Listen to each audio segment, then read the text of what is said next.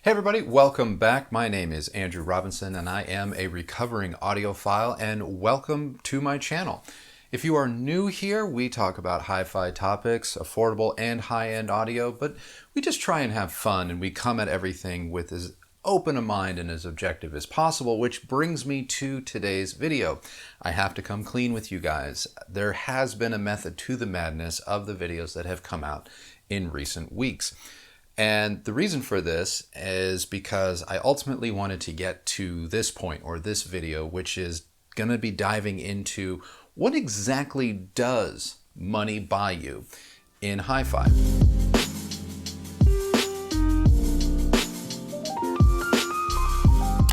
What does money buy you in hi-fi? That is the quintessential question, and I think it is a question that many of you are now asking yourselves after Wednesday's video. If you have not watched Wednesday's video, I would urge you to watch that video first, then come right on back and watch this one. Because Wednesday's video, I gave you guys my go-to tracks for demoing hi-fi gear of any ilk, be it budget, expensive, cost no object. It's what I've used over my 20-year career.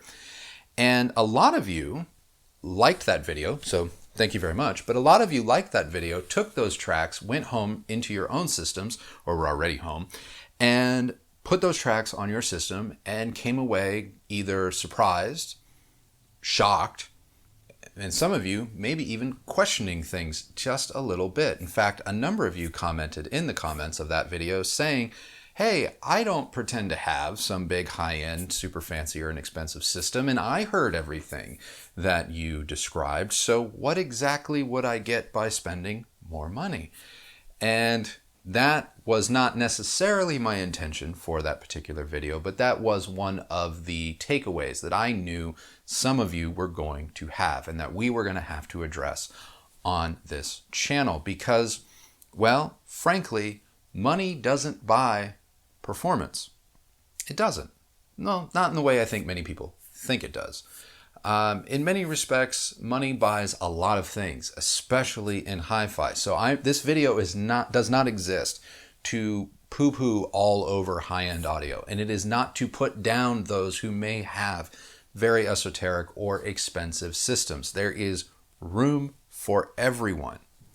There is, and I do not fault anyone for having a high-end system, and I don't think high-end is bad. I don't. So I want to throw that caveat out first and foremost. This is not about calling out people that have expensive equipment, because as you will find out by the end of this video, there's much justification for it, just not in the way you might be thinking. I'm not a scientist. I studied advertising. I went to art school. But one of the things that advertising has taught me is that I'm infinitely interested in human perception and human habits. That is my jam. I love psychology. I love sociology. I just love how people react to things. And perception is everything in hi-fi. It really is, because I don't know if it's technically accurate to say that sound is a constant, but let's just say that 20 hertz to 20 kilohertz, 20 hertz being extremely low frequencies, bass, 20 kilohertz being extreme high frequencies, treble. Like everything that falls within that scope is what audiophiles obsess over. You know, that's music. Scientifically speaking, like everything in that range of frequencies, that's music. That's the sound we hear every day. And we're not discovering new frequencies. It's not like Harry Potter where there's 9 3/4 or whatever that platform was. Frequency is frequency, you know? And so if a paper driver or a cheap driver or a cheap speaker or whatever, cheap material, cheap amp says, hey, between these two goalposts, this is our performance. Well, guess what? That's its performance. And if you want to break it down further, like, can we reproduce these frequencies? Yes. And so within a given whatever the given parameters are, whether it be a speaker, you know, or the driver, the individual drivers in those speakers, or an amp or a preamp, whatever those parameters are, if you're seeing demonstrable proof in terms of measurements that, hey, at these volumes in this scale or in this testing facility, we did X, then it did X. It did. And it doesn't matter if that's a paper driver or a low-powered amplifier, or if that's like a super high-end diamond driver or some ridiculous, Class A bespoke amplifier or anything in between. If it says it does it, it does it. And this is why you are able to hear what I'm talking about on virtually any system, provided it's set up properly. Your room or the ambient sound of your room doesn't drown out those little details. For example, like if you sit too close to a refrigerator just constantly hums. So maybe, the humming on Moby's track, you're like, wow, I really can't hear it until I really turn it up. Well, maybe the ambient noise of your room tone is drowning that out, or your speaker's just a little bit more inefficient. And so by turning it up, you're understanding now that you're having to deliver more to it in order for it to respond and thus produce the results that I described and that you are now after. So rather than maybe needing new speakers, maybe you need to shop for a new amplifier. One that delivers power more efficiently to your speakers if you are happy with the speakers that you have. Or maybe you want new speakers because you want something that's more efficient because you don't want to replace your amplifier because you really like that, but you need a speaker that now you begin to see like when people talk about system matching, when people talk about a symbiotic relationship in their hi-fi, this is what it's about. But truth be told, you can hear all of the same traits and you can have a hi-fi experience at every single budget level. Period. Full stop. There's no point in even arguing that. There isn't. This is why when you remove stimuli, when you remove other visual cues that we as people can use to inform what it is we're seeing and hearing, i.e., when you remove the things that we use to play tricks on ourselves, it becomes all the more difficult to discern because our mind likes to play tricks on us. We will invent things that aren't there. And this is why in double-blind testing for a lot of different things, not just audio, wine, cigars, anything of any interest, photography, when you remove it and you just give people the end result and tell them like, okay, well, what do you like? Or what sounds better, or what looks better, or point to the photo that was taken with the more expensive camera. Tell me which wine costs more. You're never given consistent results. It's always all over the map. What then does money buy you? And Christy and I have been talking about this particular topic now for about 2 days. Because she saw some of your comments and she herself asked, that is a very good question. Like, so why then would someone with, say, a pair of Kanto YU6s at $400 a pair, why ask them or try and convince them to upgrade or buy more if they're telling you they can hear everything? Explain that to me. First of all, I'm not here to sell anything. I'm not here. I don't care what you buy. I really don't. I just want you guys to be happy. But where you could make the argument for spending more money is this, and this is the analogy that I literally used to try and illustrate this. Let's just say music is distance. In this mathematical equation, music is distance. A music track is 1 mile. Music is distance. We can all walk a mile barefoot. We can all walk a mile in sandals. We can all walk a mile in modest trainers. And we can all walk a mile in incredibly purpose-built, high-end trainers. So if the mile is music or a musical track, we're all going to listen to that track. We're all going to walk that mile. How are we going to feel at the end of that mile, given the barefoot, sandals, modest trainers, or super high-end purpose-built trainers? How are we going to feel when we get there? And that is what money buys you in hi-fi. Anything and everything properly manufactured and not made of, true garbage. But everything in 2020 will get you through the song. And it will let you hear that song. It really will. With enough volume, with the right room set up properly, blah, blah, blah, Everything pretty much between the goalposts of say $200-300 and $300,000 will get you through the song, will get you through the track. So how do you want to feel? What do you want to feel? How easy do you want to get from point A to point B is what money therefore buys you. Let's start with barefoot. Super cheap, and this is not a new versus used argument, please. Let's just say it's a brand new speaker. I bought it off Amazon and it's $300. Inexpensive.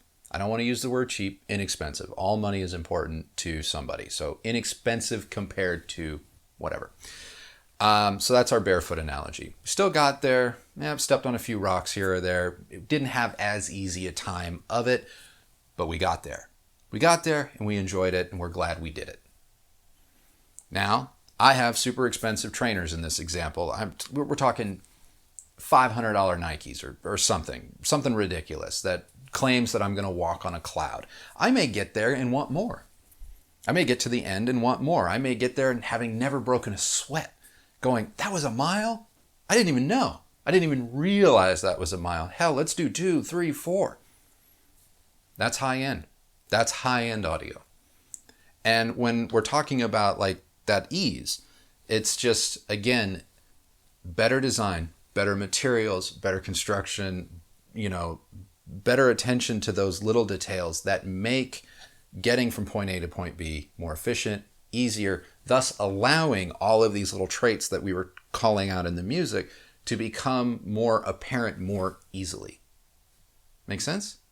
And this is from source components on down because, the better the stylus, the easier time it has extracting information from the grooves of the record. That isn't to say that a lesser stylus can't extract information from the grooves. It can. But a better stylus with better materials might have an easier go of it, thus causing what comes down the signal chain not to have to work as hard or resolve as much or just do as much. And therefore it starts at the top, works its way down. And if everything is working in simpatico with one another, you should have a truly transformative experience that is just effortless. Effortless. But can you have that same transformative experience for $1,000? Absolutely. Absolutely. So what else does money buy you in hi-fi? Well, besides better materials, better construction, better design, and design is twofold. Design can be electrically or manufactured design, but it can also be in the truly subjective looks department, i.e., it's pretty. It's pretty. And do not discount the importance of something being freaking pretty. I mean, I'm actually working on another video about this because of one of your comments. But money does buy design. Money doesn't buy taste, but money does buy design. And design can come in the form of materials. It can come in the form of shape. It can come in all of these different forms, but all of these things do lead to costs at the manufacturing level. Rectangle box speakers are cheap to produce because they're just cheap to produce. And while that may be all some people want or require or have the money for, if you're looking for something more sculptural, if you're looking for something more conversational, if you're looking for something you don't want to have to hide or explain, then yeah, money buys design. Money may also supply someone else with a livelihood. And we've talked about this. We have talked about this in another video, but money does also supply other people to have jobs and have a livelihood. And you may have opinions on what it is you want to pay for and not pay for, but it doesn't change the fact that high-end products tend to afford people a certain lifestyle for those who make them, if everything works out. Companies like Krell have employees, and those employees have health insurance. Well, that is also a factor in why their products cost a lot more than other products. I get it. You can buy something extremely high-end out of China for little And you may even be able to say, well, it performs as good as, this $1,000 amplifier, this $1,000 speaker from China performs as well as this $5,000 speaker from Minnesota. You wouldn't be wrong. I can't necessarily argue with that. But this Chinese speaker may have been made by someone that makes $7 a day. And that's why it's able to be, $7 a day or $5 a day or whatever the exchange rate is, but just pennies on the dollar in a factory that does not have our standards, in air that is not breathable, and so on and so forth. Because of regulations, they don't have it. Therefore, they're able to drop their pants on the manufacturing cost and get it to you for cheap. Whereas, the person that may have a small company in Minnesota just can't do that legally or, in my opinion, ethically. Just can't do that. And so that's what money also buys you. But money does not necessarily always buy you performance. It just buys you ease. But it's not like a budget system isn't going to let you hear the guitar in the opening of Moby's play. It's not like a budget system isn't just going to not reproduce the sound that pew in the beginning of the No Doubt song. It's all going to be there because it's in the recording. It's just how easy of a time is your equipment or your loudspeaker going to have reproducing it. So we can all walk a mile. How do we want to feel when we get to the end of that mile? And that is one of the things, if not the thing, that money buys you in hi-fi, is how you want to feel at the end of your journey. And there's nothing wrong with that. So like I said, this isn't about poo-pooing on audiophiles or high-end enthusiasts. It's not about saying that there is no need for a $50,000 blah. That's not for any of us to decide. It's not for any of us to decide, because if someone wants to buy it, someone will make one. And that doesn't make that person wrong if at the end of their journey they get to feel the way they want to feel. It just may not be for you, but it's for somebody. So that's what money buys. That's today's video, everyone. I thank you guys so very much for watching and sticking with this channel, and for all of the support and all the new people that have liked and subscribed over the last couple of weeks. Guys, wow, thank you so very much. And if you like this video, and if you've been kind of lingering around watching a little bit here and there, but you have not yet subscribe, please, it would mean a lot to me. Please do subscribe, ring the bell. I know we've been keeping up with a fairly regular schedule lately, but ringing the bell does ensure that you don't miss out on anything should I decide to just slip one in there outside of our normal posting schedule that we have now. But yes, like and subscribe. And if you did not like this video, I want to know. I do. I want to know. Please be respectful. Please be respectful not only of me and my wife, but please be respectful of other people. We are trying to grow a very inclusive community here. But it is fine if you disagree. It is. And so leave your comments below. Go ahead. You can hit that thumbs down. That is totally fine. I want to know everyone's opinion because, like I said at the beginning of this video, it was because of your reactions that propelled this conversation on this channel to go in these directions, because this is what I thought some of you wanted me to discuss, and now here we are discussing them. So anyway, I got to get out of here. Thank you guys so much for watching. If you want to see any of the behind the scenes stuff or what we do day to day in between filming, be sure to follow me on Instagram. And Christy is just killing herself right now trying to get the website up and running and perfect. I know there's been a site up and many of you have gone and checked it out, but she's in the middle of a huge revamp. So please do, go to the website, check it out, see her work. She is busy behind the scenes. And I just want to say thank you to her, but also so that you guys can acknowledge what it is that she does here, because she does an awful lot. So go ahead and check that out. Other than that, guys, you know the drill. The only person that has to like the sound of your system is you. So happy listening, everybody. Thank you so much for watching. And until next time, see you on the next video. Bye. I think they're emptying the trash outside, I think. But again, I don't even know totally disrupted my thought. Like, I don't even know where I'm at now. Hopefully got that.